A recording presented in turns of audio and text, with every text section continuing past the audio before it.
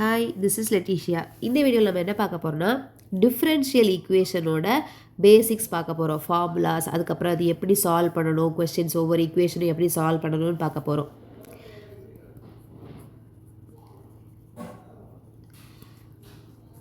Differential equations.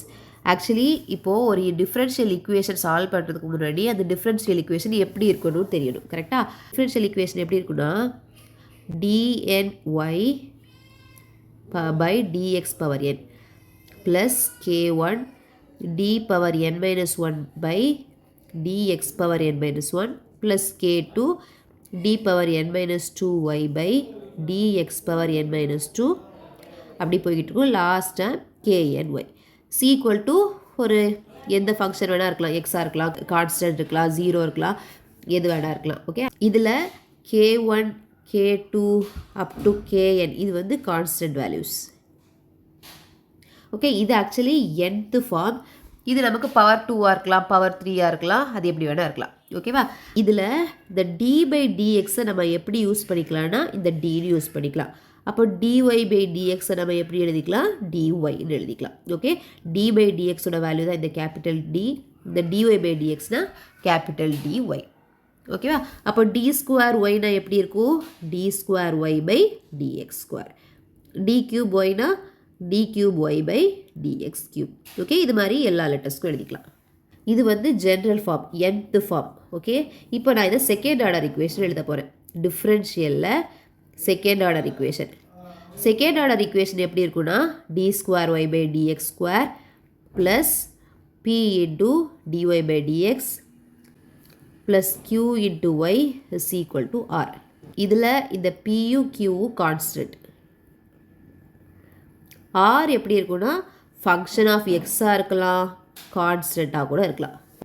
இப்போ இந்த second order differential ஈக்குவேஷனை எப்படி சால்வ் பண்ணணும்னா சொல்யூஷனை நம்ம எப்படி எழுதுவோம்னா சொல்யூஷன் எப்படி இருக்குன்னா y is equal to cf plus pi.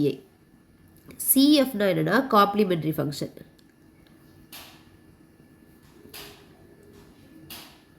PI தான் பர்டிகுலர் இன்டெக்ரல்.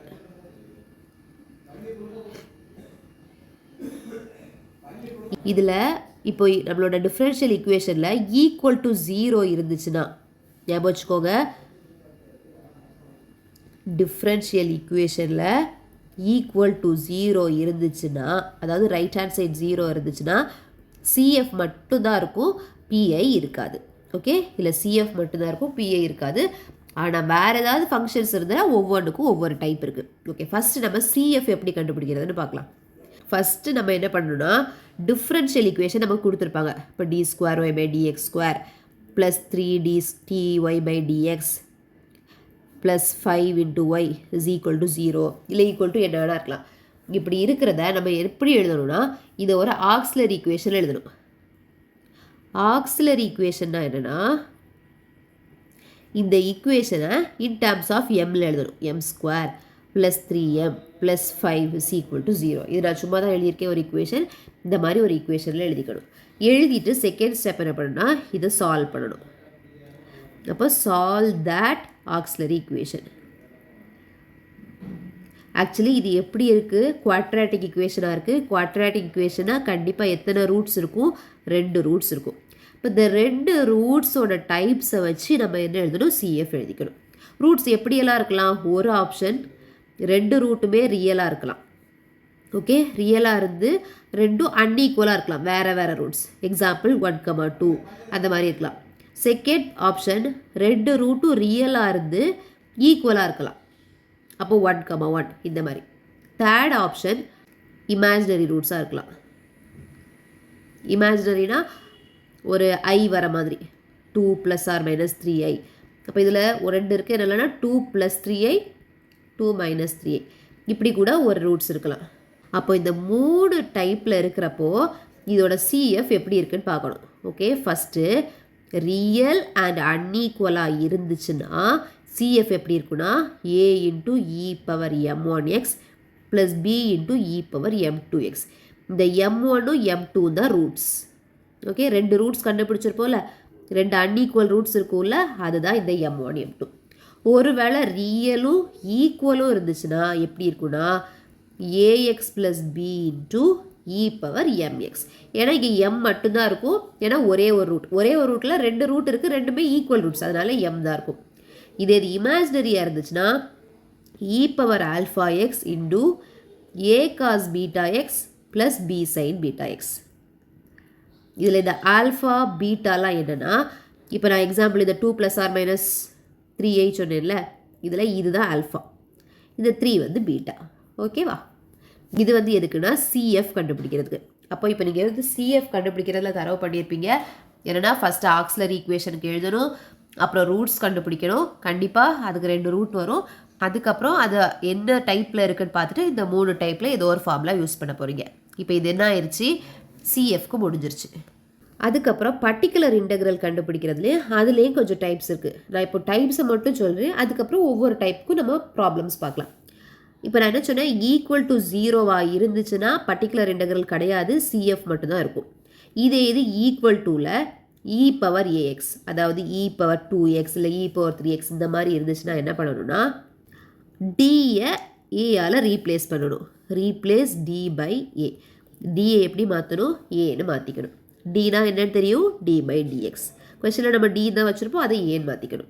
இது ப்ராப்ளம்ஸ் பார்க்குறப்ப உங்களுக்கு புரியும், நீங்கள் இது மட்டும் எழுதி வச்சுக்கோங்க. If RHS is equal to e power ax na replace d by a. இதே இது செகண்ட் டைப். cos ax இல்லை sin ax இருந்துச்சுன்னா என்ன பண்ணால் d ஸ்கொயரை -a² மாற்றிக்கணும். ஓகேவா? -a² கேர்ஃபுல்லாக இருக்கணும். இப்போ ஒருவேளை sin 3xன்னு வச்சுக்கோங்களேன், -a² இதில் என்ன வரும்னா -9 வரும். ஏன்னா -3² -3 the whole square கிடையாது, -3² அப்போ இது -9 கிடைக்கும். ஓகே, தேர்ட் டைப் என்னன்னா e power ax into f of x. f of x ஏதோ ஃபங்க்ஷன் ஆஃப் x இப்படி இருந்துச்சுன்னா டியை d plus ஏன்னு மாற்றிக்கணும். ஓகே, ஃபோர்த் டைப் எக்ஸ் மட்டும் இருக்கும். X polynomials in x² function of x இருந்துச்சுன்னா அதை நம்ம பைனாமியல் யூஸ் பண்ணி அதை ஃபார்முலாஸ் போட்டு பார்ப்போம். ஓகே, இப்போ நீங்கள் என்ன பண்ணணும், இது என்னென்ன மெத்தடுக்கு எப்படி பண்ணணும்னு ஃபஸ்ட்டு தெரிஞ்சுக்கோங்க. அதுக்கப்புறம் நம்ம ஒவ்வொரு இதுக்கும் ப்ராப்ளம்ஸ் பார்க்கலாம். Right hand side of the differential equation is 0 இருந்துச்சுன்னா solve d² + 6d + 9 into y is equal to 0.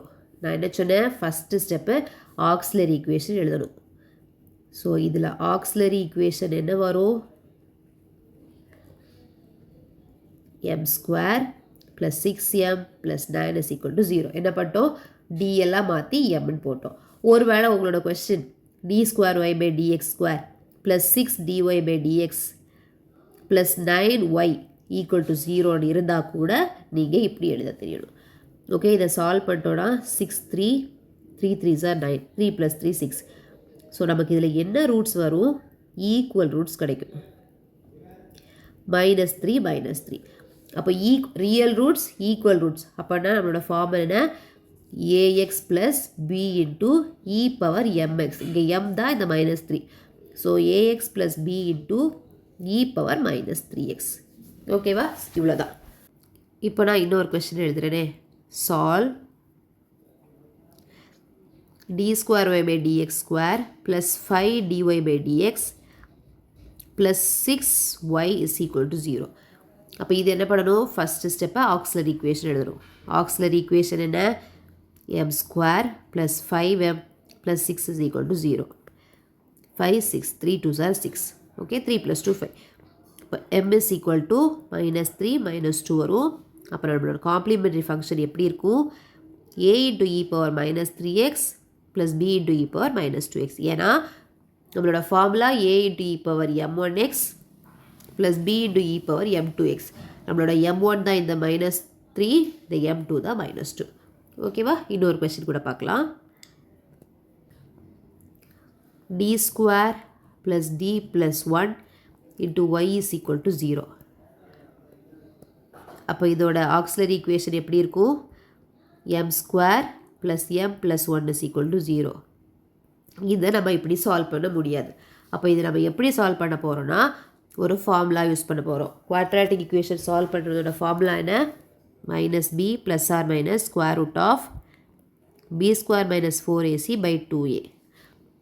a value 1, b value 1, c value 1. இது எல்லாமே 1 1 தான் இருக்குது. -1 ± ஸ்கொயர் ரூட் ஆஃப் 1 - 4/2. இப்போ என்ன கிடைக்கும்?